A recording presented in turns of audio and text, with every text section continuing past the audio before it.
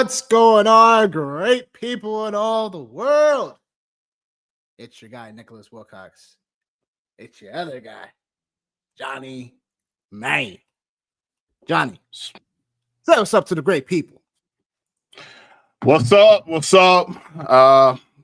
Been sitting on my couch watching Free Agent Frenzy all day, getting my heart broke like I was in 8th grade all over again. But what up? What up, man? What up?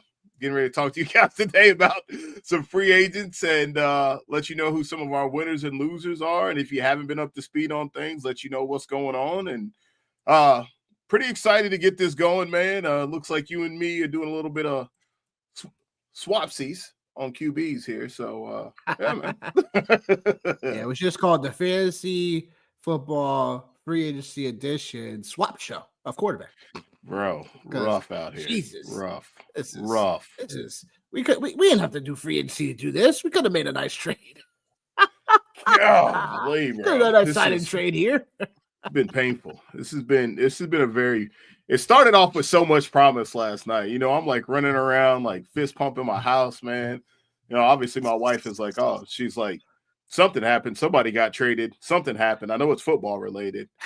Yeah, you're right. Yeah, we're paying $150 million to a wide receiver that Skylar Thompson is our starting quarterback right now. So shit's dope right now, What a time to be alive. Hey, yo, man. Listen, for all the great people out there, got an exciting show. We got free agency to talk about, obviously. A lot of, headlining, catching things that's going on. These things have, taken place, behind the scenes, obviously. But everything becomes more official when the league year officially starts, and that's in a couple of days. So, things could fall through the cracks or whatever have you. So everything, in a way, is still unofficial, but it's official. If that makes any sense. But yeah, we have a couple of things. We're gonna go by positions. We're gonna take all your fantasy football related questions on reactions and whatnot as well. So yeah, without further ado, we're gonna talk about the trades actually that got into how we overall got into it. So trade wise specifically, the Christian Kirk trade inside the division, by the way, from Jacksonville to Houston. And then obviously the big kahuna, the big fish. He's not the big fish anymore. No, man. No. People were like, what do you name them boys, man? I was like, I was thinking about it, man. I was like, not to go too crazy. I was like, call them the Spades. I don't know. We got to get a good nickname for them too, man, because that's definitely, them two are definitely going to be a menace. Whoever the hell is throwing them the ball, they're going to be a menace, man. You know what I mean? I know exactly what you mean. I know exactly what you mean, man. So take me through the Christian Kirk trade. Like it's one of those things where you trade him inside the division because you don't think you are, you don't think you're threatened, right? That's why overall, that's why you make that trade, because you get something out of nothing. I mean, apparently so. I mean, somebody had said, they get a seventh rounder for him versus nothing. I mean, I guess so. Is Christian Kirk like? I still think he's got something left, but it just seems like a really interesting move for the Jaguars to trade him to the Texans, even if it is just even if it is to get some kind of compensation back versus nothing, which is still really weird because I mean, for me, I would have liked to have seen just him go anywhere else, because if there's still anything left for him, then that's something you got to deal with 2 times a year for sure. But nonetheless, he goes to fill the role essentially of Stephon Diggs, and then obviously Tank Dell, the injury that he suffered like late last year. So those targets are there for him. You got to think CJ Stroud's going to have some form of a bounce back year, although they're trading away offensive linemen and getting rid of offensive linemen like nobody's business. So it's getting really interesting, as far as the AFC dirty goes, in my opinion. But I think for the Texans, obviously, to get this guy is not a bad situation. I still think he's a wide receiver, 3 for me right now until he can stay healthy. So yeah, Christian Kirk in division. I like the trade. He plays in the dome now. I think I'd mentioned this. He's going to play in the dome now versus being outside the Jacksonville weather can be kind of shitty at points at times. But yeah, now you get him in the dome now, and then you get to go to Indy, at least once a year. So not a bad look for the Texans for sure. It is a bad look though. Not for the Texans. No, not for the Texans. It's just like it does when we get to another point because they traded away Laramie Tunsil. Sorry, that was Miami. I keep on thinking he's on Houston for whatever reason. No, he was. You're right. No, you're right. He was with Houston. Yeah. He was with Houston. They just traded him to Washington today. Yeah. It's wild, yo. Yeah. Just like I don't know. I don't get it. I really don't. Yeah. But anyhow, I mean, look, like it makes sense. I think Christian Kirk still has some juice in him left. In terms of what he can still bring to a team that is like Houston, that is, sort of, they didn't take a step back last year. That would be bad to say. It's just they kind of just stayed course where they were the year prior. And it was like, just they had their ups and they had their downs, more downs than ups, though, in my opinion. Games in which, like, I particularly remember a game when they played Detroit on Sunday Night Football where Houston was looking really good. They forced Goff into many turnovers. Oh yeah, couldn't take advantage. Couldn't take advantage of anything. Couldn't take advantage of nothing. So there was that. And then CJ Stroud, he didn't have a sophomore slump per se, but he did. Like they still made the playoffs and whatnot. Well, I think that's the difference between fantasy football and reality football. Reality football, he's a couple plays away from potentially taking down the Chiefs in the, divisional round. Fantasy football, he exceeded everybody's expectations and, was one of the first 5 to 8 quarterbacks, taken off the board. So I think to your point, like it was a bit of a sophomore slump for him from a fantasy perspective for sure. Yeah. I mean, I mean, look, 12 interceptions versus 5 the year prior, right? A few more touchdowns a year prior than this past year. So if it was a step back, it was a very tiny one. And from a statistical perspective, because Houston still ended up same result, bounced in the first round. Yeah. So, I mean, look, this is a small thing because there's still the draft upcoming too and whatnot. But I think in terms of how we see fit, I think this is a solid, we'll take him. Yeah, give him a 7th round pick. Sure. Yeah, whatever. Yeah, I mean, yeah. All right. Yeah. I mean, especially in division, man. Like, these in division trades, like historically, they've either just been, I mean, like one of the last ones I think about is, I believe it was, and I know there's probably been way more than this, but one that just really sticks out to me is Donovan McNabb being traded from the Eagles to, at that point in time, the Redskins.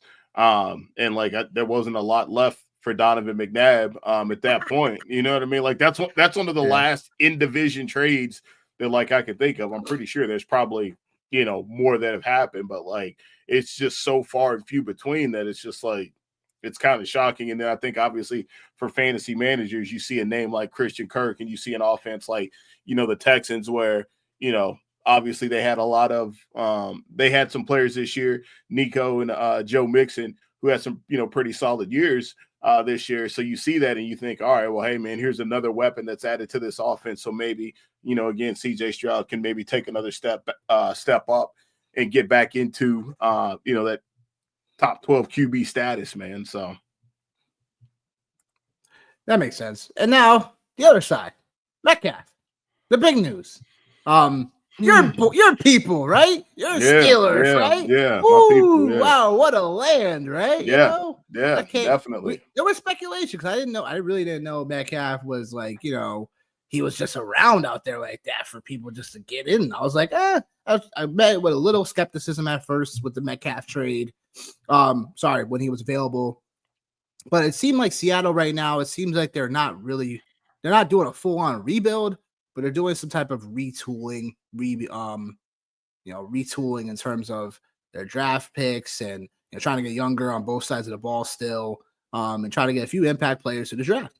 I just think the DK Metcalf of Seattle thing it felt like it never really like clicked. I feel like it never really consistently it got maybe like here, but it never got here.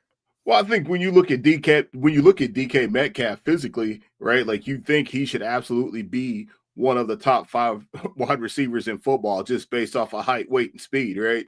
Like I think that's one of the things.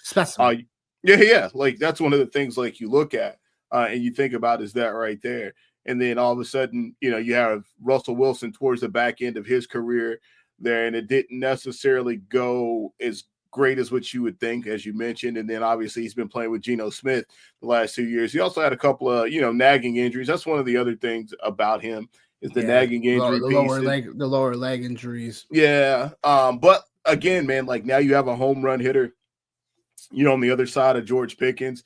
And I think for me, we haven't figured out who our quarterback is yet. It's pretty bad whenever you're hoping for Aaron Rodgers or Daniel Jones at this point. But whoever the quarterback is, for me, I look at the Steelers situation and I think, between Pickens and DK Metcalf, now you do have to respect both receivers on the outside. Calvin Austin played pretty good for the Steelers last year too, for me. And then obviously Roman Wilson hadn't had a chance to, to hit the field, and then you have Freiermuth. So I think what this does is I think don't forget about the contract extension. It intentionally, unintentionally opens up the run game for what it is that like they're going to want to do. And whatever the quarterback situation ends up being here, man, like this year or either over the next 2 years, at least, you got DK Metcalf and Pat Freiermuth. There's your pass catchers, and obviously they're going to have to do something in the running game, whether it's via draft or via free agency or, a trade or whatever the case may be. But overall, man, I think I love this move for the Steelers. It's about time they got an impact player this caliber on the offensive side of the ball. Yeah. And, the Steelers took forever to finally get a big play bona fide receiver via trade or free agency. So congrats. But where did you leave your quarterback situation is the more interesting question, right? Yeah. Like I said, in this market. Daniel Jones or Aaron Rodgers, man. 5-year, $150 million for DK Metcalf. Yeah. Wow. Yeah. That's There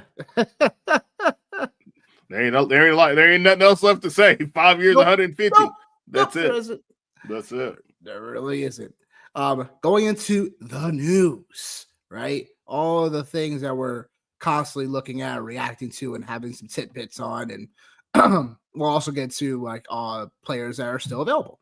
So first things first, right? At QB, Justin Fields becomes a New York Jet. 2-year, $40 million. And becomes the green and whites, reuniting with Garrett Wilson back to their Ohio State days. And it's just a smart move, I think, for both sides. I think for Justin Fields, you get yourself an opportunity to start. You get yourself an opportunity to 2 years. So you may not be guaranteed that second year, but you have the runway to at least be like, all right, I was in Pittsburgh. We had some success when I was at quarterback too. Now can I continue, can I have that consistent success on what New York Jet football wants to do?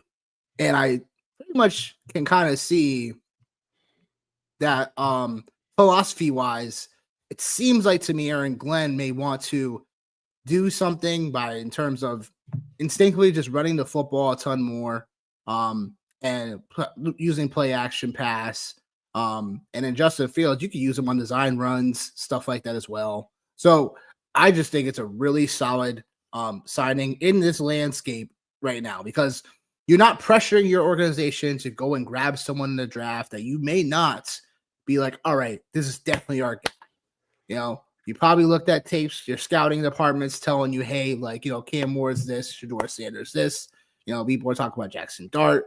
they're talking about, Milroe, like these other guys as well. So it's like you don't even have to pressure yourself to take someone in this draft unless you really, really find a way to do so if you want to in this draft. Like wait around, mid round, like late day 2 or top of day 3, whatever.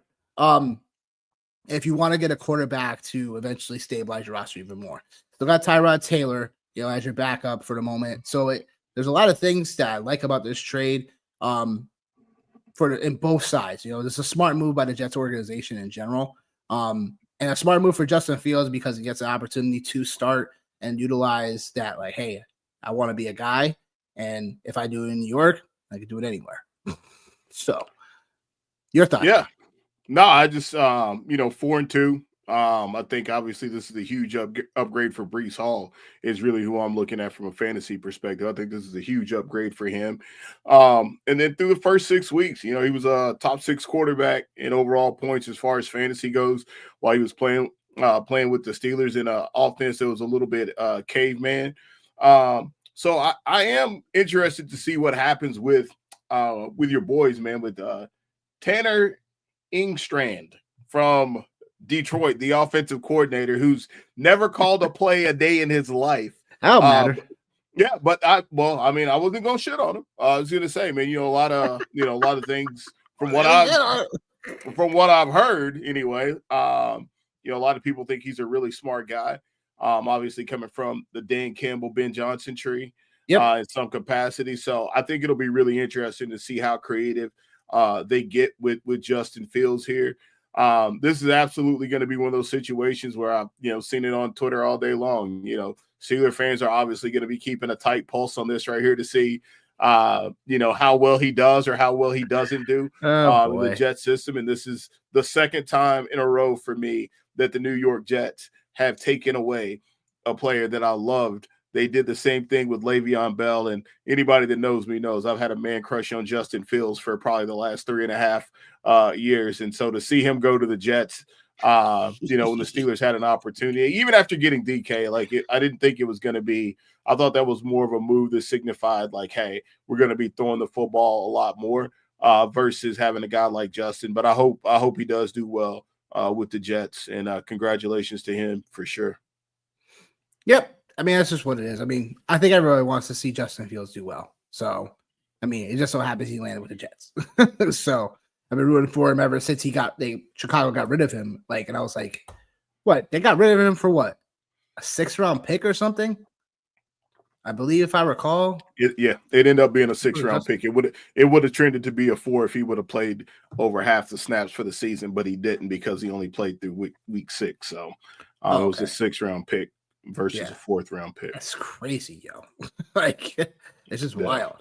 But yeah, look, for fantasy implications, look, this is a spot where we can keep our eyes on in terms of if you miss out on your elite quarterbacks, you know what I'm saying? You miss out on your Lamar, your Josh Allens, your, to a point, Patrick Mahomes, right? More better reality quarterback than fantasy these days, apparently. I'd take Justin Fields. I would take Fields before I take Mahomes. Woo! 100%. 100%. Got to do the Ric Flair. Woo! 100%. Wow, that's a 100%. Got to clip that. Yeah, don't worry. Don't worry. Don't worry. Well, I can understand it, but for the value perspective, yes, that makes sense. Look, after you miss out on if you don't take a quarterback within the first 6 or 7 rounds, Justin Fields should probably be there in the 9th, potentially 10th, depending on what happens, your league settings, all this type of stuff. But I think it's a good place. Other things, pieces wise, have to go in place. We still need to get a better right tackle. The offensive line still needs to retool, in my opinion. So there are some things that you could be worse off with Justin Fields after your draft day, fantasy football draft day is concerned. Next QB that signed with a team that, like we were talking about, they were kind of retooling. You know what I'm saying? Sam Darnold gets a 3-year, $100 million deal with Seattle. Seattle, we talked about obviously them trading Metcalf to Pittsburgh. They traded Geno Smith earlier in this offseason to the Raiders for a 3rd round pick. So it'll be interesting to see how they retool based on the draft and what they see and who falls to them in those positions. They got the number 18 overall draft pick as well. So yeah, I think Seattle signing Darnold is a interesting move, but does that make you does this move give you more comfort, or does it give you a sign of 3 years, 100 mil? Like, whoa. I In mean, a couple of years, was that an overpay? Like in a couple I don't think it was. I don't think it was overpay, right? Because you could be standing there with your dick in your hands like the Pittsburgh Steelers right now with the quarterback position. I knew you guys say that. Yeah, you should just be walking around like that right there. I'm just coming behind you, LeBron. That's, I think this was a good move for them. Just overall, yeah. I think this was a good move for them. Because obviously the DK Metcalf situation, like he was a part of trade rumors in August, like with people saying like the Pittsburgh Steelers were a team for him then. So you have that. I think the one thing that actually makes me feel okay about this move is he's going to another situation where the coaching staff has a decent track record when it comes to quarterbacks. He's not going to a place where, there's no decent track record of quarterbacks or having no history there. He does have a history with Clint Kubiak. So I think, that's definitely a win. And then just seeing what Seattle did last year with Geno Smith, the amount of times that they threw the ball. And I think the other thing, too, that's really interesting for me, just kind of thinking about it throughout the course of the day, is JSN is an ascending star. Like, there ain't no doubt about it. And, he just had the best wide receiver in football, or the second best wide receiver in football, throwing it to him, working with another coach who's really good with quarterbacks. So I don't think Sam Darnold's going to do exactly what he did last year, but I do think he's still going to be a viable fantasy option. I think you can knock him down a touch. I think he'll still be a QB1. He finished last year as QB8 overall as far as total points went. Yeah. So I feel like, hey, if he's still somewhere around, QB 11, 10, 11, 12, I think that's still a really good value for sure. But Seattle definitely need to do something as far as pass catchers. They got to find another pass catcher to pair with JSN for sure. But I don't hate this move. I was texting one of my buddies. I said, it's a sad world we live in whenever you're hoping that your team signs either Sam Darnold or Aaron Rodgers, but that's the world that we live in right now. So I'll say this. My guy, Warren Sharp Football, mentioned these notes when talking about Darnold today. So 29% of Sam Darnold's incompletions, he was being pressured on. That was 5th highest in the NFL. 5th highest rate in the NFL. The only reason why, I feel like they really had success, and him, Darnold, as well, is that what Warren Sharp also says, that Vikings were the 2nd best pass blocking win rate as an offensive line in the NFL. Look, it doesn't numbers wise, again, when you look at how Darnold did, we talk about him kind of folding down somewhat at the end. 4,300 passing yards, 35 touchdowns, 12 interceptions. So, I mean, look, Seattle's offensive line almost dead last in the league, number 30 last year. So, in terms of handling pressure rate. So, and here he is, Chris, our guy, Chris Allen. If y'all ain't following Chris Allen, you need to be doing so on X. Chris, make sure you drop your tagline so people can follow you for sure. But I was just getting ready to say, Seattle's offensive line needs definite work because they were, almost bottom of the league. And that's going to be something that if they don't improve that, it's going to be a long year for Darnold for sure. I don't mind the move, him going to Seattle, though. I think him going to Pittsburgh may have been just a little bit better just because of philosophy and head coach position, stuff like that.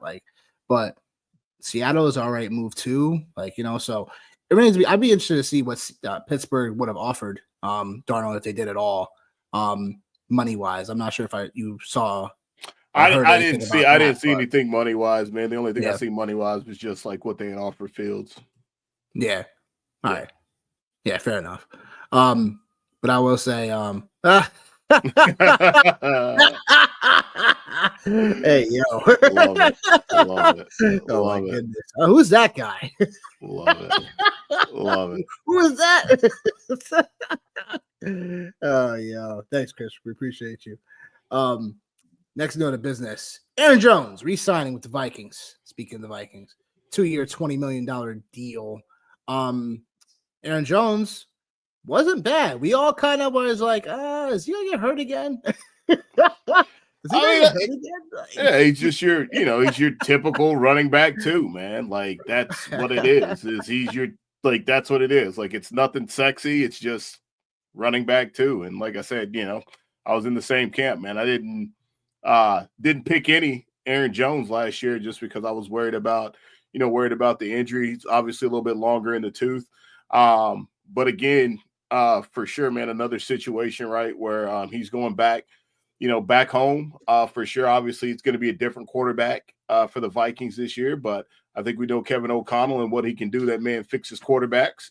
So not a bad move by them. Safe. I do think the Vikings are probably, kind of to one of the same things is the Vikings are going to have to explore a running back in the draft because I feel like this 2-year deal for Mr. Aaron Jones, this might be the last run for him with the Vikings, but nonetheless, safe sign for the Vikings for sure. Yeah, the Vikings are in a weird spot, right?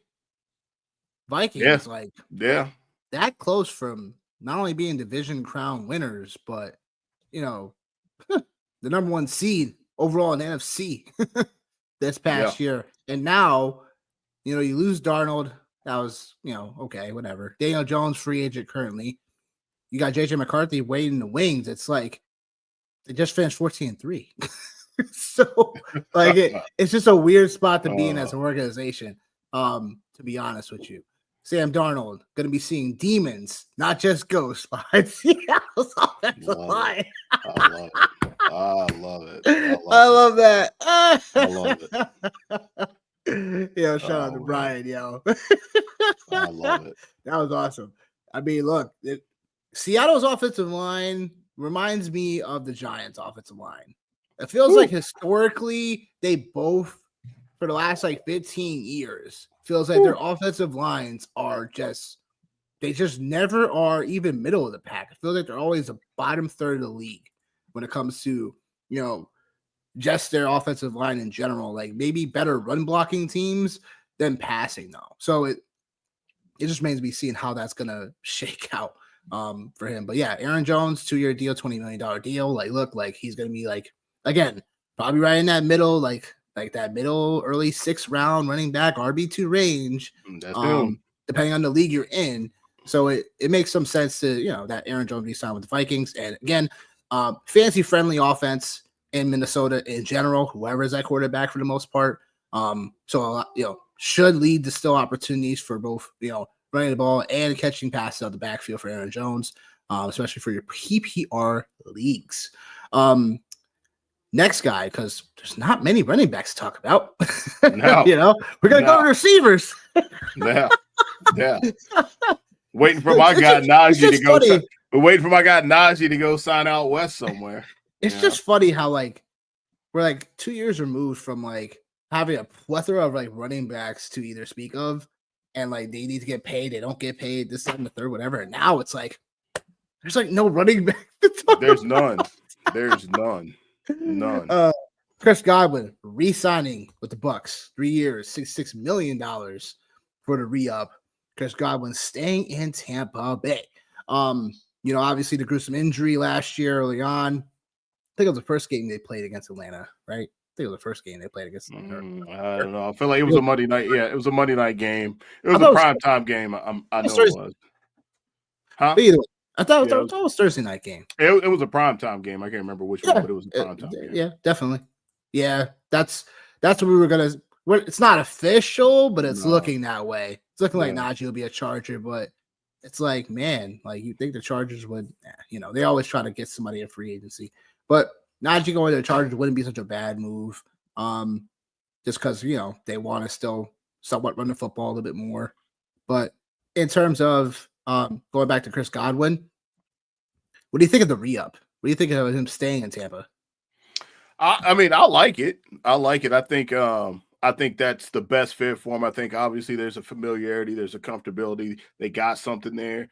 The first thing I thought about was Jalen McMillan. You know what I mean? But Yeah.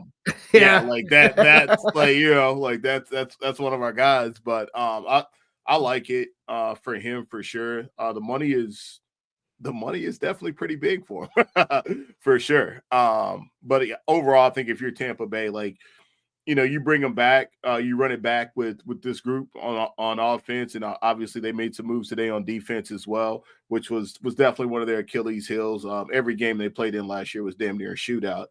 But I like this for him. I like this for the Bucs. I think at one point he was like the number 2 wide receiver in fantasy football before his injury. Yeah. So if you throw him back you throw him back in the slot, let him go back to work in the slot. I think you'll see some pretty good production from him. But yeah, I like it. Yeah, I mean, look, the guy dislocated his ankle last year. Oof. It was rough. Definitely rough. It was actually primetime game against Baltimore. It was. Yeah, okay. He saw a decent game in that game before he left. It was like one of the final plays of the game. It was literally like the second to last play of the game. Monday Night Football. I'm like, yeah, you gotta be kidding me. Like it was just bad.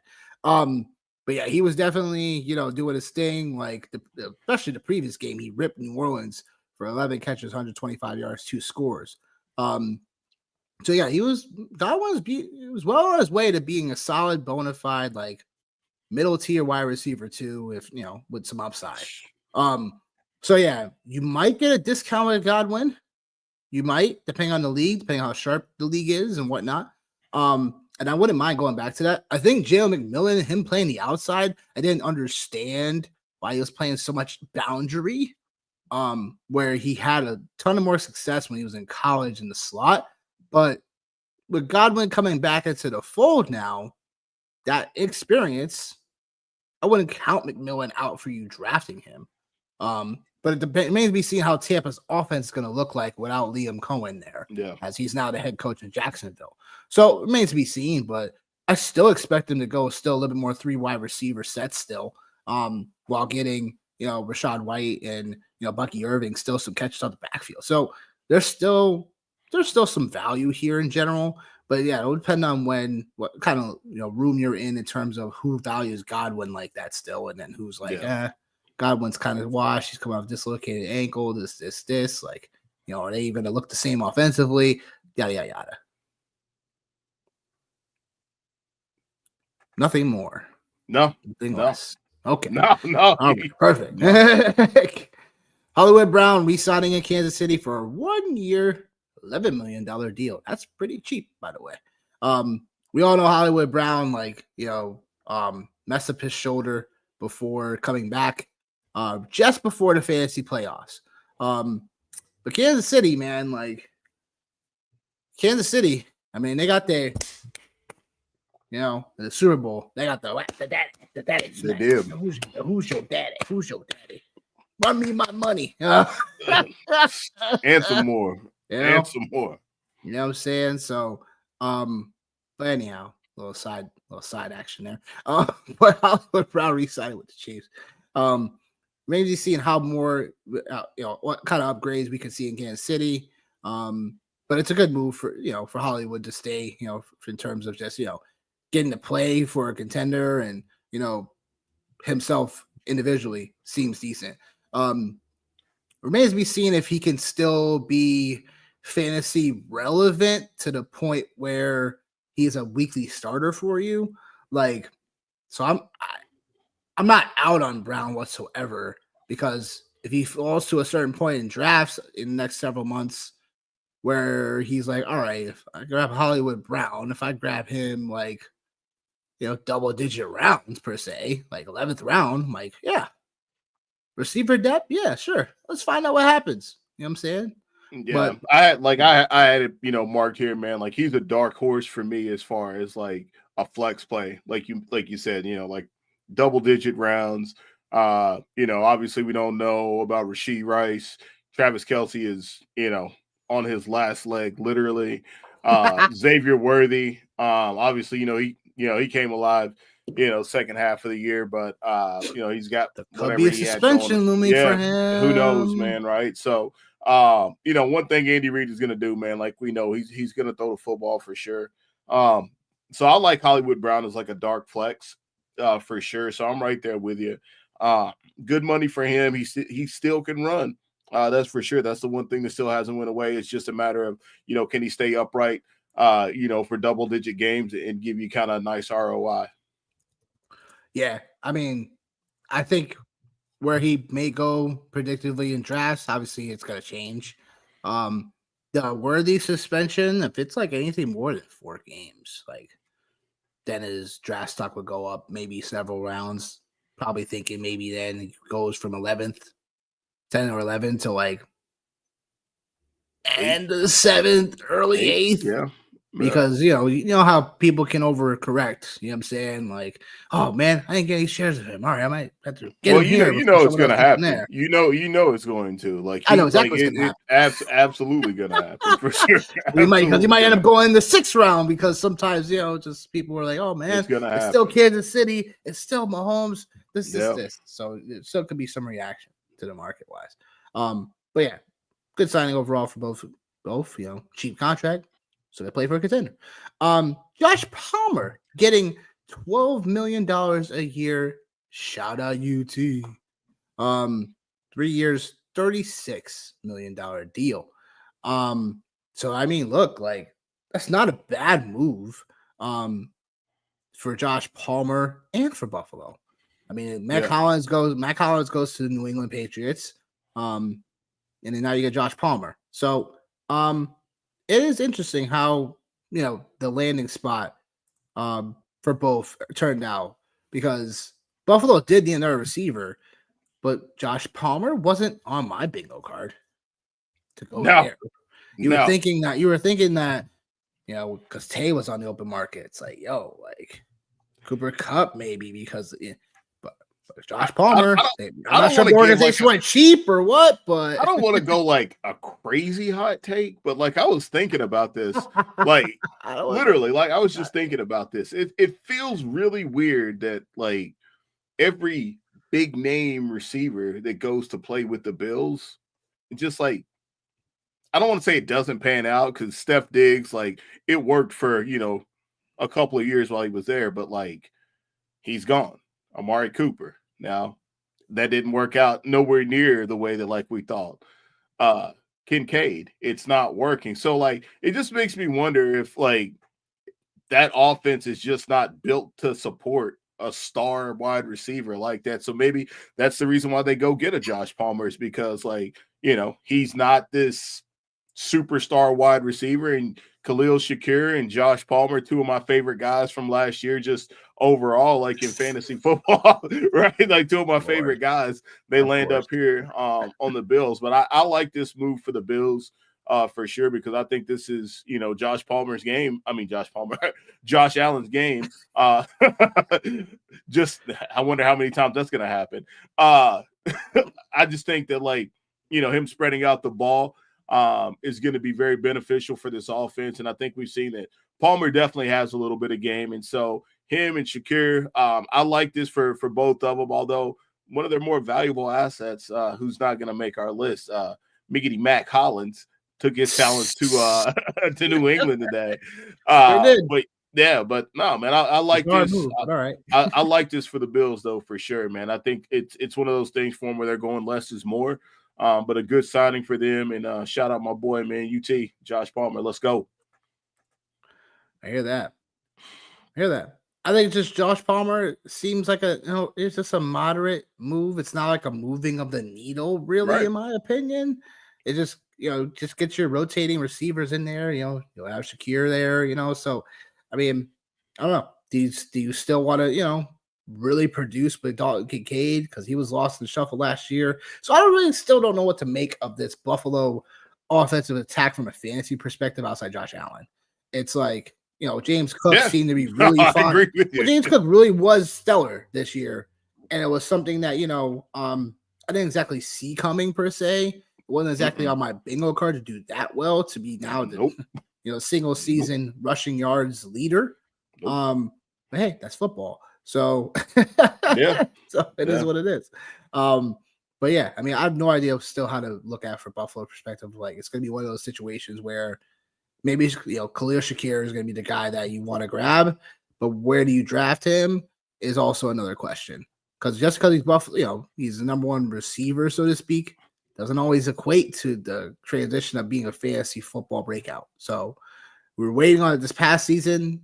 It just, I don't know. Just give me Chris Godwin instead. So Chris Godwin instead. At least I'll know what Baker Mayfield is going to do with the football a little bit more. So, or if I want exposure, just give me Josh Allen. So give me Josh Allen. We back. We sure are back, like we never left. Davante Adams going to the Rams. 2-year, $46 million deal. It's a cold day in hell, ain't it? Yeah. It's a cold day in hell, isn't it? Yeah. Oh man. Stupid Jets. But I get it. 39 million, for a receiver. But I'm still mad. But at least he goes to the other side of the country and on the other side of the conference, so there's that. But yeah, like, look, Derek, X has been really weird with streaming. So it's not you. It's just the platform right now when you're going live. It's been here, but then also it feels like it's going in and out. So we appreciate the patience. Just stick with us. If not, just check out the YouTube channel. If you're not already on there, please like, subscribe, share it, please. Try and get the numbers up. And yeah, look, Derek, you want to ever get on, man? Let us know. We'd love to get you on. But yeah, like, that being said, look, like, Tay being a Ram, you would think that enhanced the offense, right? Obviously. One would right, think, John? because one would think it would enhance the offense, right? For it, man. I got some stuff for it. Yeah.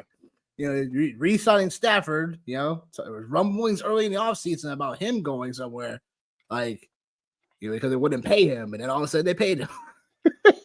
Go figure. That was the reoccurring theme all weekend long. That was the Myles Garrett. Oh, yep, trade me. No, pay me. Oh, DK Metcalf. I want to go where it's sunny and warm. How about you go to Pittsburgh where they don't have a quarterback? Ain't paid. Go ahead, though.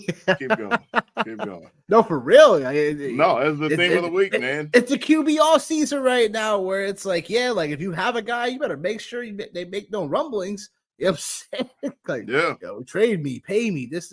Like, this is definitely a dry, like, versus years past. This is definitely a drier free agency period in a way. There's been a few pops, you know what I'm saying? But it feels like we ain't get like that explosive, like, you know what I'm saying? Oh, well, there's no way that it's gonna be able to compare to last season, man. I mean, there's no way. Like, Derrick Henry, Saquon Barkley, Justin Fields, Russ Wilson, right? Like, there was a lot of big time moves.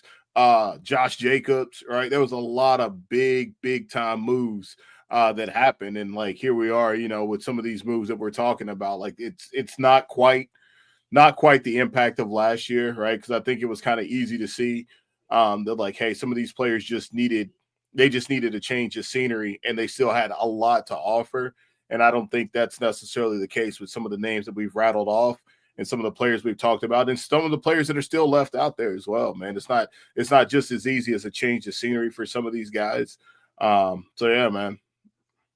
Yeah, it is. So I mean, look, Davante Adams coming into the Rams fold is, they're back to being in a place where, okay, like, they're they're going to lose Cooper Kupp, but, getting Davante Adams. So Davante Adams still was doing some Davante Adams things down the stretch. So, he was still looking like a stellar receiver that still had some, meat on the bone, so to speak. So, 850 yards receiving, 7 touchdowns for a season in which, again, was a dumpster fire for the Jets. But yeah, Adams moves on to a better situation. I think the Rams still have a nice unit, so to speak, and we'll just see what happens with them. What other pieces they add, both offense and defense. So I like this, man. Like I love this move for the Rams. I know it's obviously it's bittersweet for you, but like just yeah. Oh yeah, I want to bring you to my purgatory because I'm going through it. I want to bring you down too. At least you didn't become a Steeler. Yeah, there you go. So I sure was hoping for that. I sure was hoping for that. But no, like Davante, man, he ended up finishing number 14 wide receiver just in total points to end the year, man. And that's transitioning between 2 different teams who did not have ideal quarterback situations, although one of those guys is probably going to be my quarterback. So that kind of sucks to say that out loud. He was really productive, obviously, the second half of the year. And then, the thing with Cooper Kupp, man, you mentioned is like, again, I didn't get it. I told you and I said it. I didn't get it. You were like, no. I was like, no, bro. It's waiting over. for it to turn the corner. Nope, it's over. It was over. But just like a couple of like really interesting things for me, just kind of looking into this for Tay was Cooper Kupp. He ran 332 routes last year when he was on the field. 64% of them were in the slot, and 35% of them were out wide. He's going to leave behind 97 targets, and that was just in the 12 games that he played.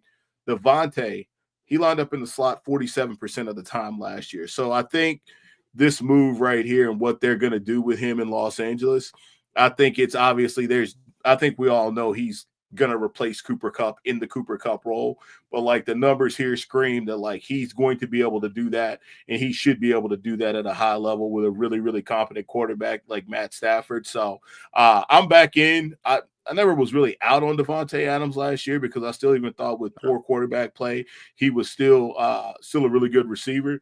But again, like I think he's going to be, at least the way I look at it, he's probably going to be top tier wide receiver 2 in an offense where, he's going to get schemed up to get the ball. And obviously we all know what Puka Nacua is, and we all know what Sean McVay is as a play caller. So I'm actually really excited about this move for him and think that like Davante Adams is going to be able to put up some monster numbers this year in that Rams offense.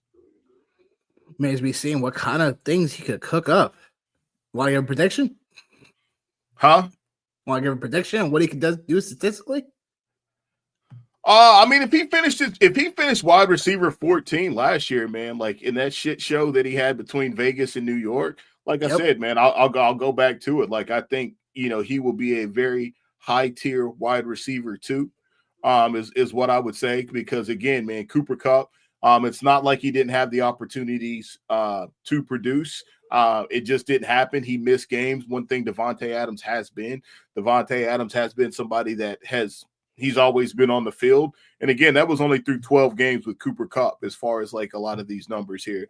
So he's really going to be getting over 100 targets, or should be getting over 100 targets projected. So again, like I said, like a wide receiver 2, I feel confident saying that and standing on that right there. And if he's there in round, 4, I would say round 4 would probably be a really nice spot. I haven't looked at any ADPs or anything like that right there. I have any in front of me, but I feel like round 4 is a pretty healthy spot for Davante Adams. I think so. I think he'll definitely creep up to the top of the third. He'll definitely creep up to the top of the third. He'll be like the Travis Etienne receivers range. Yeah, I want to see now. Man, be seeing what that will do, but yeah, I'm in agreement. I think Puka Nacua can still be the number 1, but I think there'll be weeks where Davante Adams can still have wide receiver 1 type games. So absolutely, that ceiling is definitely still there. So yeah, I mean, look, I'm I'm happy for him, I guess. Whatever. Yeah. Remaining targets. So, basically, what else is left out there? Because they're, it's it was already looking kind of, it was already looking a little weak, but remaining targets. Where are we with that? Because man, it's looking a little rough. It is. QBs. There you have them, folks.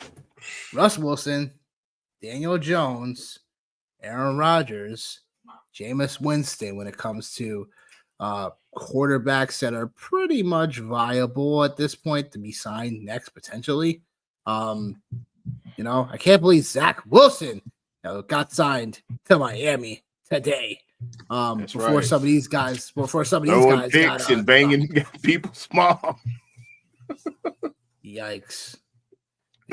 Zach Wilson. Whoa. Yikes. Whoa. Yeah. Oh, yeah. Ex-Jet, by the way. Ex-Jet. Go ahead. Go get it. No, he wasn't. I don't blame you. I don't blame you. No, he wasn't. I don't blame you. I don't blame you. In about 6 years, he will be like Sam Darnold.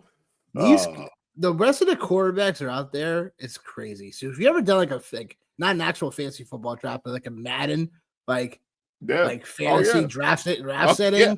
Yeah. It's like you waited for quarterbacks. This is it.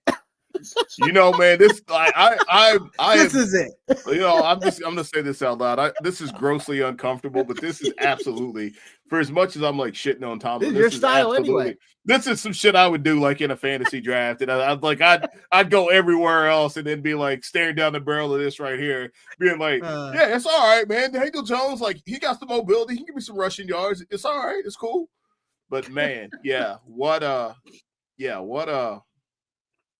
name here. What a list of names, man. So I don't even know. I think so if Aaron Rodgers does become a Steeler, what are the Steelers doing?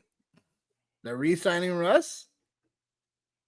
No, I think they're obviously rolling with Aaron Rodgers, and I think they're gonna have to become a Steeler. If he doesn't become a Steeler, oh shit. I don't know, man. I think at that point, dude, this is crazy to say, man. I think you're just getting me to say nasty things out here, but I feel like I would probably actually go with Daniel Jones at that point, man. Oh my gosh, no way. Bro. Interesting. Dude, what are you talking? I mean, I don't know what else to say, man. Like Russ, the teams he beat last year, he beat the Commanders. I'll give him that. But really the other teams he beat was he beat Cincinnati in the shootout, which Cincinnati's defense could not stop a nosebleed last year. Nope. And then he beat the Giants, the Jets, and the Browns. Yeah. I mean, hey, we know what this is. We know what this is. This is. We know what this is. It's definitely rough out there, though. Yeah. It's like, or you could go Jameis Winston and just, turn it over every time and throw 40 touchdowns. It's ugly, man. I don't even know how the hell we got here, dude. I don't know how we got here, man. It was fast. It was fast how you got here. Yeah, life comes at you fast. It does. Fast. Real fast. It does. So let me ask you this. Sure. So out of all of these four, I think Indianapolis is a place that I think one of these guys have got to end up. Who out of these four names, who do you think ends up in Indy? Indy as the backup to Anthony Richardson, potential QB battle. Yeah. Daniel Jones, I think, ends up in Indianapolis. Yeah, I can see that. I think because there's very similar comparisons. Yeah.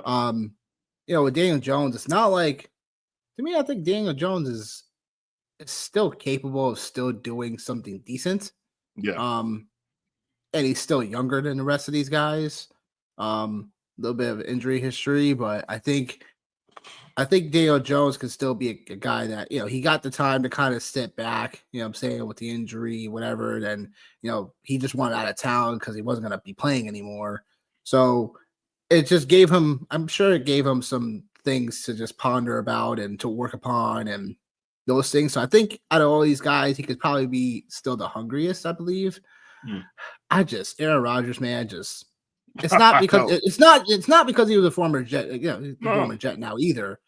But it's like just the way that he conducts stuff is what I always told people I did not like about Aaron Rodgers.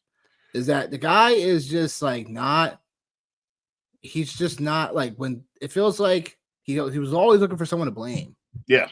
It just felt like he never took responsibility for what was happening around him when it was his fault too.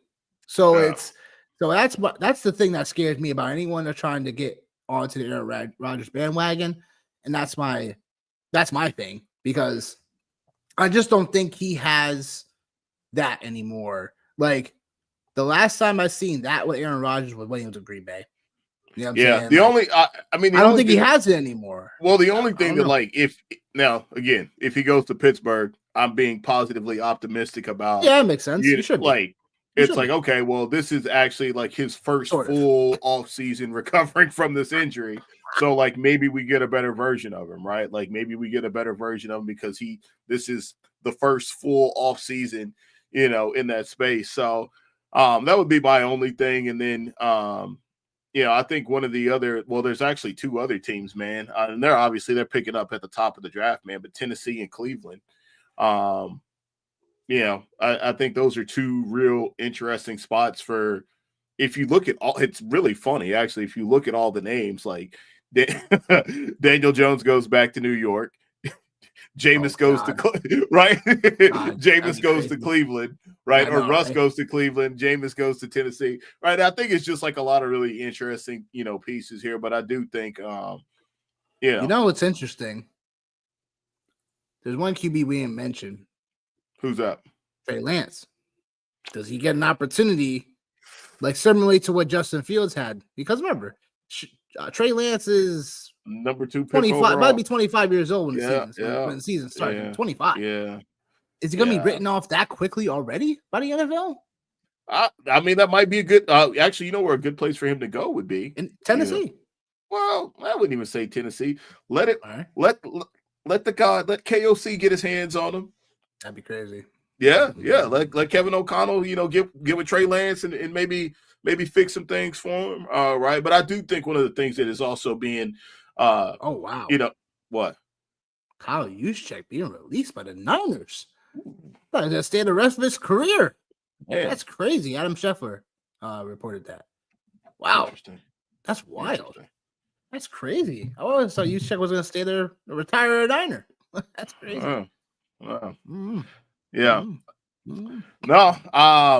Yeah, like I don't know, man. I think there's definitely I think if for Trey Lance, I think a situation like that would be good. All what I was gonna say was Tennessee. And just, you know, that's a place too that like last year we were talking about that was a really good place for a quarterback to go to in a pass, you know, a pass friendly offense, right? And it had some coaches there to be able to work and mold, you know, those quarterbacks. So I know Tennessee's, you know, and obviously we'll be talking about it, you know, as the weeks progress, as far as the draft gets closer. But I think that's another interesting spot as well for some of these other quarterbacks. Yeah, the Will Levis thing just that didn't truly worked out, unfortunately. Yeah. So that's just what it is. But you know, Derek, what you got to say? Oh, he's a big Niners fan, bro. He's a diehard. He's a diehard Niners fan, man. He's a diehard Niners fan. That's why I'm like, that's why I really thought he'd be the rest of his career. Yeah. Remaining running backs, not so many to speak of, like we talked about. Like I said, the running back market is just there's just not much to talk about. You know, Javonte Williams becoming a Dallas Cowboy was like, oh man, all right, well. See how much he has left. Today's been a stressful one out in the it's always stressful as a Niner fan, isn't it? Well, all of us.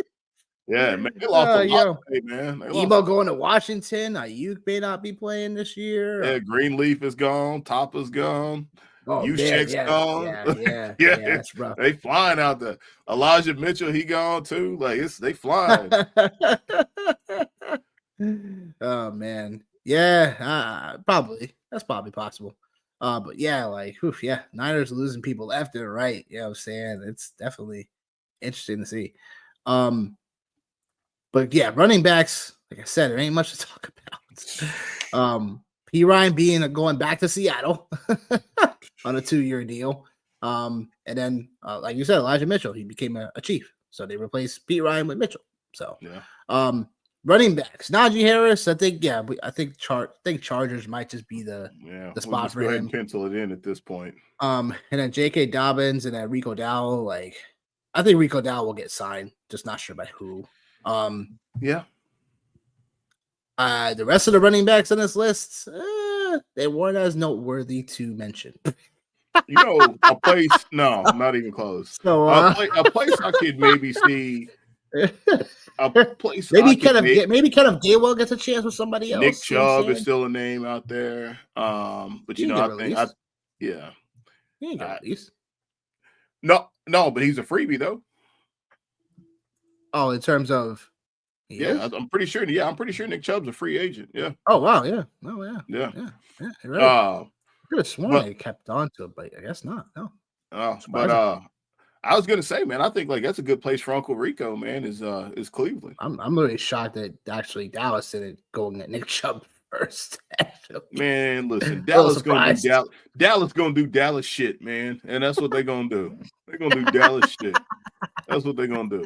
They're gonna do Dallas shit. That's it. And I ain't even no hater on the Cowboys. Like I don't care about them one way or another, man. Like when they good, it's cool. I like to watch it when they good, but like they just do dumb shit, man. Like they do dumber shit than Pittsburgh. Like yeah. Oh man, I hear that. I don't know. I think I'll be interested to see where Kenneth Gainwell lands. Maybe he can land with somebody and make an impact because I always thought he was a solid, player for Philly. You know what I'm saying? But never really got a chance to get, true RB1 potential. So he could be like a Chuba Hubbard. You know what I'm saying? This year. You never know. You never know. You know what I'm saying? So could latch onto somebody and be like, oh yeah. We knew Kenneth Gainwell had some talent.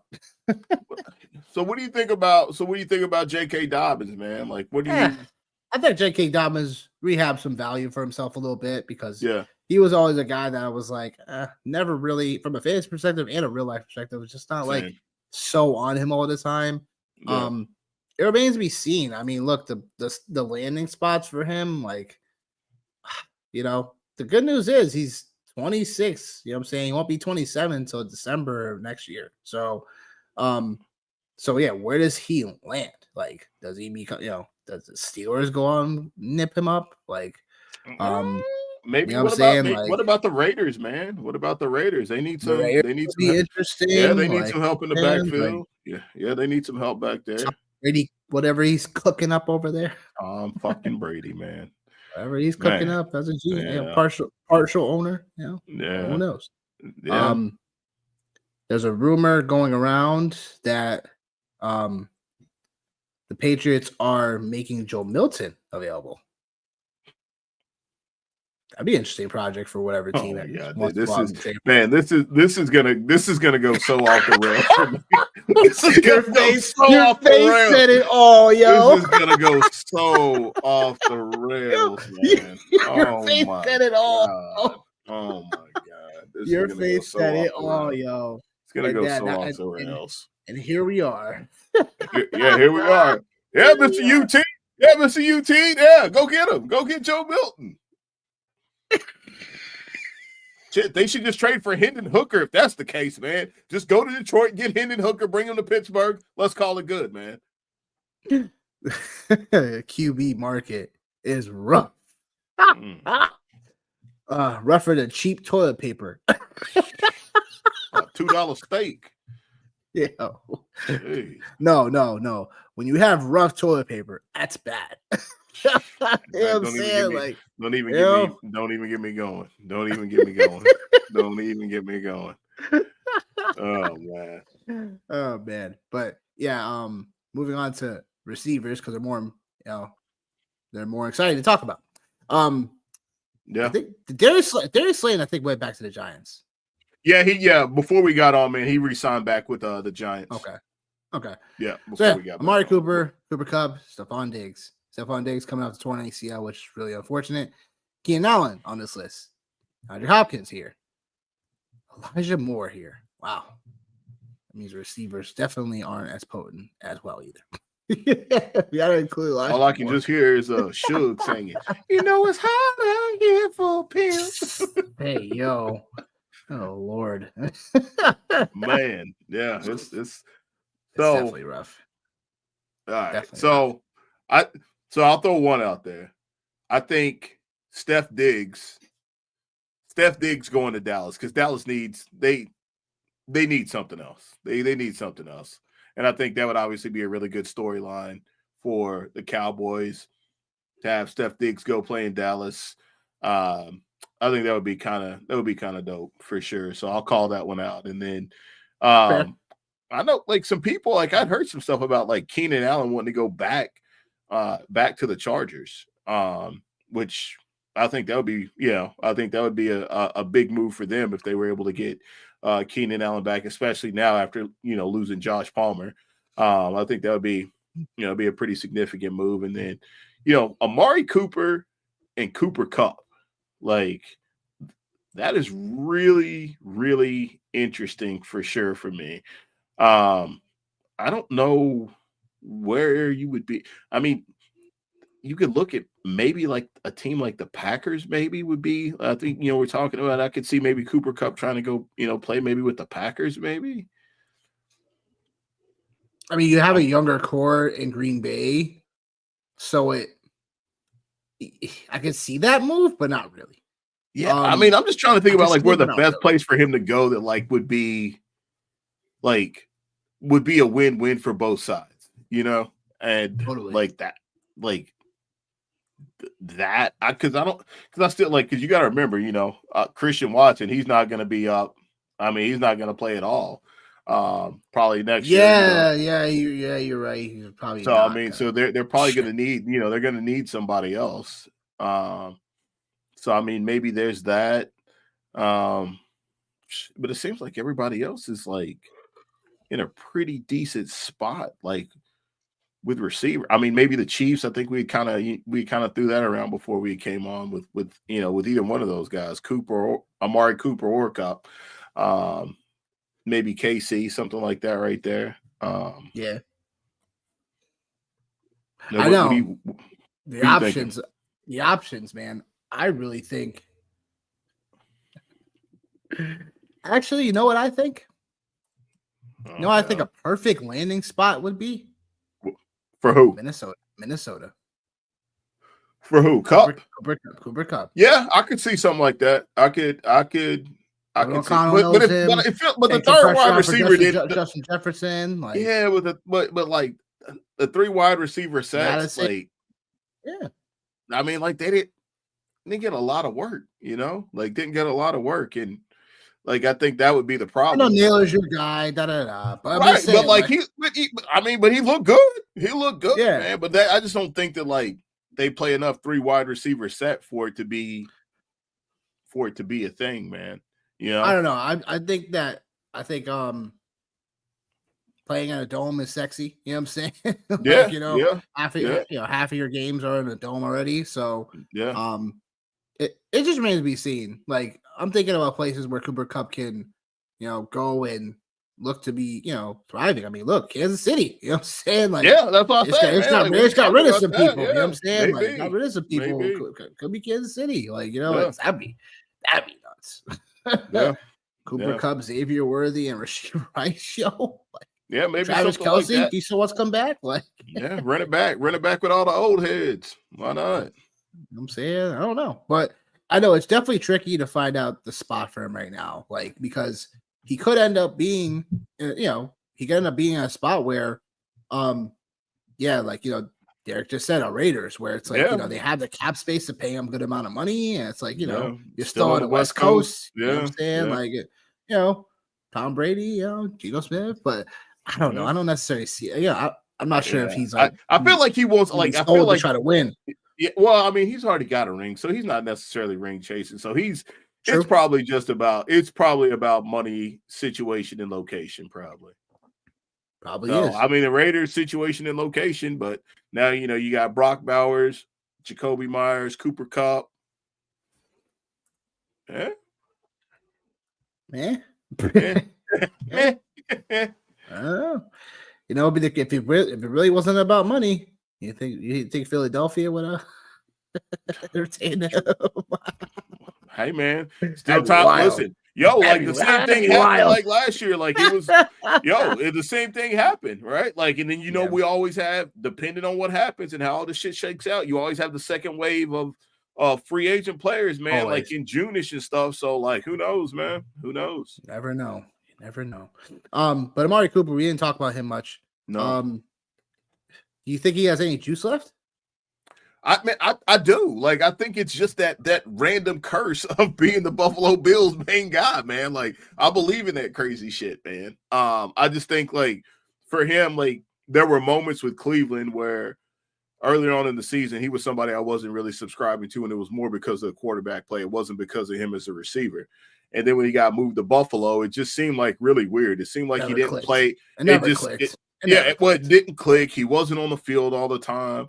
He wasn't getting a lot of targets, as I talked about. So I just think, like, some kind of a reset for him, man, and for him to be in an environment that's a winning environment, I think would be really critical. For sure. I think he's another guy. Like, if you look at the Chargers, man, like if for some reason they're not able to get Keenan Allen, I think that's a really good move for them to go make that move, like to bring him in there. And again, like I keep kind of going back to the same teams, but I think the Packers, Amari. I think Amari. I think that's a good place for him as well, right? Because like the one thing about all those Packer wide receivers is they're very gadgety, all one trick ponies, right? Like they, obviously Watson's not there, but like they all do different things, and I think for him to show up and be the true number one, I think that could be something. Or he could go to the old man retirement home down in Carolina. God. That's terrible. Oh, it's awful. He could go down there. Like, hey man, we seen Bryce Young, man. Like Bryce Young was somebody I thought I thought Bryce Young was gonna cook it, man. I thought he was gonna cook it to start the season, but he really finished the year that way. So I feel pretty good about him being able to kind of pick up where he left off at, man. That's funny. I think the spot I'm thinking about, if Keenan Allen doesn't become a Charger, I think Amari Cooper would be perfect for the Chargers. Yeah. Just because he's the that X receiver, you know what I'm saying? He wouldn't be so much as in taking shares away from Ladd. He'd be able to stretch the field for him, or even just give Herbert that deep threat downfield. So that they at definite times they were missing, a more polished receiver constantly outside of Ladd. So but yeah, it makes sense. I think Stephon Diggs to Dallas makes a ton of sense. It's not there. A reunion in Minnesota. Man, I just don't think that there's space for a third wide receiver like that's on this Crazier list. Things like have happened. Crazier things have happened. You're right. You're absolutely right. Like I'm not gonna get too fired up. You're right. But like, man, like that, yeah, man. Or just shit reunions for a lot of these guys would be kind of crazy, man. It would. Steph Diggs, yeah. I just think I'm waiting for another team I'm just waiting for another team that we just talked about in that sphere of the Vikings, the Packers, the Chargers, even Atlanta. It's official. Najee Harris. To the I was about to say. I literally was just about to say the same thing. Yeah. 1 year, 9.25 mil. But that tier of teams that were either they were division winners. I got one. Or they were playoff teams. I got one for you. I'm saying? Like, I'm waiting for one of those teams. Waiting for one of those teams to kind of make a move. We hadn't even talked about them, and they got a ton of money. One of these guys is going to land there. Arizona, man. I know you hate Kyler Murray so much. I'm still trying to take my toothbrush and get that bad ick off my tongue. Yeah, no, they got a ton of money, man. They got like 77 million. I think they could land one of these guys, man. Steph Diggs out there, that would be kind of nice, man. That's true. But yeah, like some of these teams, like, what are you guys doing? Like, you know what I'm saying? Yeah. Like, what are y'all doing out here? You know what I'm saying, too? It's like, you guys have all this cap space. Like, they like, you're not doing anything with it. Hey, I don't know. Man's to be seen. Last but not least, rating tight ends. couple of notables. Evan Ingram's the so-called big fish that probably will get probably a good chunk of money in terms of the rest of these tight ends. But it's it's just like dynasty tight ends out here. Yeah.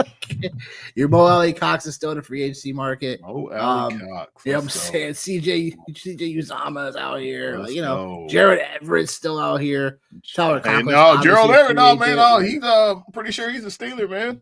So you know how Artie Smith do? He gotta have his 5 tight ends. Oh yeah. You know how we do, baby. You gotta have at least your 3 tight ends. You better put some respect on our name. You better put some respect on our name. For sure. But obviously, yeah, the 2 tight ends we're talking about right now, Evan Ingram will probably get the biggest contract out of all the tight ends right now. Yeah. Where could he land right now? Right? I don't know. I mean, I think a solid spot for him would be the Jets, but could be. No. I was thinking about them, but never mind. Like a lot of these places are like a lot of these. Houston, I'm thinking about. You know what I'm saying? Maybe Houston, because you could go Houston. Dalton Schultz is not like, I don't know. I feel like there's not the long-term answer, but remains to be seen how that goes. You know what I'm saying? He took a visit with Denver today, of all places. Like, yeah. Denver would make sense. Yeah, because they, Denver, man. Don't get me started, Denver, stupid Denver. I mean, Denver makes sense, but a lot of these other teams, like, they're in a decent place at tight end, man. Like, there's not too many teams that like aren't in a good place. Like, it was not the year to be a free agent, man. Yeah, not the year to be a free agent. Like, I mean, like, there's literally like, I mean, I don't know where else you could go, man. Like, if you were, I mean, you could, I guess, maybe the Chargers, maybe. Keep on bringing up the Chargers. It's a decent landing spot, man. Like, it's a decent landing spot for a pass catcher. You know what I mean? Stone Smart was decent. You know what I'm saying? Stone Smart was decent. Right. If we keep saying decent, we ain't saying he the man. We saying Dixie was decent. Decent. Yeah. They're another team that use like 3 tight ends too. I mean, you could go back to Seattle. You could look at Seattle. I mean, but I mean, there's yeah, like it's tough sledding out here, brother. Totally. It's tough sledding. Totally. Yeah.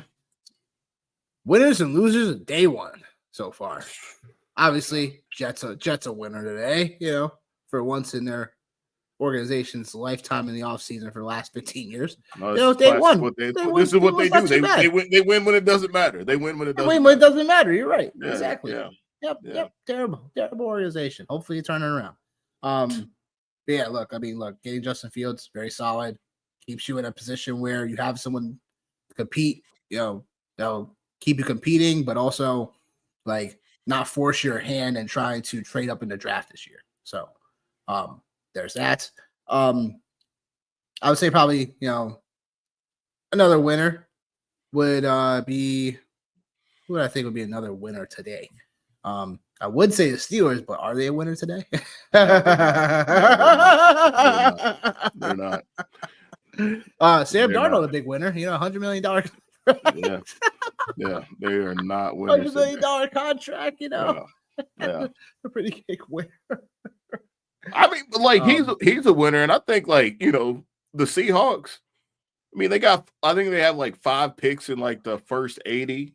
So I think obviously, to everybody's point, like they obviously have to address the offensive line, and they will. I think that's not bad. I think the Rams a big winner, and Rams are definitely big. I would say Chris Godwin's a winner for returning back to Tampa Bay because of what they have cooking there. Of what Mike Evans, Baker Mayfield, Chris Godwin. I'm saying there's other threats on that offense to keep Tampa Bay, even for us fantasy purposes, really relevant. So, so that makes sense. Losers, The Giants. What in the world are they doing? Just like the Steelers, they lost out on QB options left and right. Golly, You know, bro. I'm not gonna say the Steelers are losers because you get DK Metcalf, you got him on a contract extension on a trade. But it's like who is playing quarterback remains to be seen. So there's that in terms of like losers. Yeah, I would say, look, that would be the losers for me because Giants, especially, it's like, what are you guys doing? Like, you guys are just sitting on your hands, just like last off season, right? Yeah, yeah. For me, I think a couple teams, man. We talked about it a little bit even before we came on, man. The non-sexy spots. I think the Bears are winners today, man. They upgraded their offensive line. The Commanders are continuing to build, all offensively impacting, right? So like I like what they did today. Obviously, man, Devontae Adams, it's hard not to, claim him and claim the Rams as not the winners of the day for sure. And then from that point, man, the losers, I like the Steelers, man. Like the Steelers, like what are they doing like right now? Like, what are you doing? Like, if Aaron Rodgers is the guy, let's go ahead and do it, man. But like, it's putting us in a really precarious situation because either A, they're not making this move. I've seen some crazy thing that said that this was even back during the season. Kyler Murray was somebody that had been connected to the Steelers as well. Like if that's the case, now what are we doing now? We mortgaging our future now? Okay, that's what's hot in the streets. Okay, all right, that's cool. But I think like they are for sure. I think that's the biggest loss of the day for me, man. I think the Giants, I think this is kind of shaking out exactly how we thought it was going to shake out with them. I don't think there's any real surprises as far as they go. But what about the Raiders though? Like everything that they mortgaged for Devontae Adams to get here, and then they had to turn around and mortgage it just to stay sort of face with Geno Smith. They just lost one of their best players on defense today, and Rob Spillane, who goes to New England, which I think that's actually another group that actually could be determined the winner today, although nothing offensively happened for them. So, and then you have these teams that are just like they're half-ass rebuilding. Like, what is Oakland? What is Las Vegas doing? What is Jacksonville doing? Even to a certain extent, what is Seattle doing? So I think like you have these teams that are like half rebuilding, like they're not fully committed. Like what, like you know what I mean? Well, Seattle definitely falls in that category for me. I think Vegas and Jacksonville, like I'm not even calling them rebuilding right now. I just feel like Jacksonville more than Las Vegas, if anything else, is just they're just being piss poor because Jacksonville's defense was atrocious last year. And they're not doing anything to retool that. And in Vegas, like you just said, they're just trying to be relevant here. You got a solid guy in Geno Smith, but you get a 3rd round pick. Like, maybe this is really indicative of what this draft class might be in general. Apparently, man, I'm pretty excited because apparently this draft class is going to be super lit, man. You know what I mean? I know there's definitely some guys, man. Like, I see it. I'm like, all right, like I know the name. No, like I don't pretend to be like a college analyst guy. Like I watch college football. I don't pretend to. I just like watching film, so I like. I like watching college football, like as a whole, right? But like obviously, this is what I watch primarily is UT. But like obviously, like I shift gears and and pay attention to other players, and like the running back class is definitely deep for sure. All names that are familiar, all guys that like I've seen make plays, and I'm like shit, like that guy's gonna be pretty good one day. But anyway, man, like I think that's really like kind of where we're landing at is like a lot of these teams at the running back position, that's what it is, and I think just history has shown wide receiver. You can go all the way up and down the list as far as wide receivers. I mean, you're talking about the best wide receiver in football, the second best wide receiver in football, and Justin Jefferson. He wasn't a 1st-round pick, right? Like you're talking about guys like Nico Collins. He wasn't a 1st-round pick. Puka Nacua. He wasn't a 1st-round pick. Like, so I think No, you know what I mean? So I feel like to your point, man, like this draft is going to be very interesting for sure. Totally.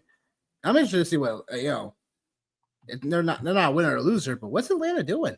You know what I'm saying? They already talked about they ain't gonna let Kirk Cousins, they're not gonna do this, whatever, third, whatever. But I'm like, you better go just get rid of him so for get some draft capital. So, but like last year, like at this same time, like we I shouldn't say we, but like the media and people were declaring the Atlanta Falcons as winners in the free agency because they got Kirk Cousins. They had a quarterback. So everybody's like, oh shit, like this is it. This is it. And then we had the drama of Michael Penix, and it was like, what? Yeah, two like, so yeah, man. I know, right? Waiting for one of these bonehead organizations to make a bonehead decision over this offseason is good. Don't worry, it's coming. Yeah, may have already happened. It's going on right now, actually. What are you talking about? Mike Tomlin, the Pittsburgh Steelers. Jesus. Oh boy. Any final thoughts? I'll echo thoughts it again. for you, my guy? Mike Tomlin, geez, and the Pittsburgh Steelers. What are we doing right here, man? Going to bat for this man all the time. I'm creating ways to advocate for Coach T, man, and like, bro, like this ain't it, man. This ain't it. But no, like, man, oh yeah, you want me to go? You want me to go? No, you want me to go? I'll go. Just prove the point. You spent a first round pick on a running back, and now he's leaving in what 4 or 5 years. You didn't even pick up the option on him, and like, what's the play? What's the plan, right? Like, what's the play? Then you go out and you let the freaking Browns sign Myles Garrett to a $40 million contract. That TJ Watson over here gonna want his $40 million. We got a $200 defense that can't stop a nosebleed. The only thing that actually like makes me halfway like is I feel like our offensive line is going to be a little bit better, but this isn't about the Pittsburgh Steelers today. This is just about really. It seems like the moral of the story here so far for free agency is a lot of these teams just keeping some of their players in-house. T. Higgins, obviously we didn't talk about him, getting him franchised, right? With Cincinnati bringing him back. Chris Godwin, same thing. And obviously just to change the scenery at quarterback, right? Just two guys in Justin Fields and Sam Darnold that people have written off for whatever reason, right? In different aspects. Last year was Justin Fields that was written off. Previously, it was Sam Darnold that was written off. So you have two guys right now who this is an opportunity for them to establish themselves as NFL caliber starting quarterbacks. So it'll be interesting to see how that shakes out, man, for sure, especially with Justin Fields, just because I think he's a better passer than what people have been giving him credit for, man. So there's that for me. And it was a very dramatic day, first day of free agency, man. So. Yeah, it was definitely some moves that, were like, oh, yeah, this makes sense. And then this makes sense. And then there was like other moves that you're like, this really makes sense. And then like the inaction of some of these organizations too right now, you're like, yeah, what's going on? Like, aren't you guys trying to make moves? Like, like, I don't know. So that's free agency for you. But in a honestly, like I said, it's a really shallow free agency year. It's not as deep. Position by position right now versus like, there's usually a bit more, players that are more, more highlighted and whatnot. And it just feels like we're trying to find some of those players to highlight. But some of these organizations are just not biting on them yet. They're waiting for their value to drop because every day it goes down, what I'm saying, their figure might go down a little bit more. So, yeah. But yep, it's been fun for sure. What I'm saying? We getting our shows out here. We're flexing our muscles, right? Keep posted because we are going to be wrapping up free agency in our next show.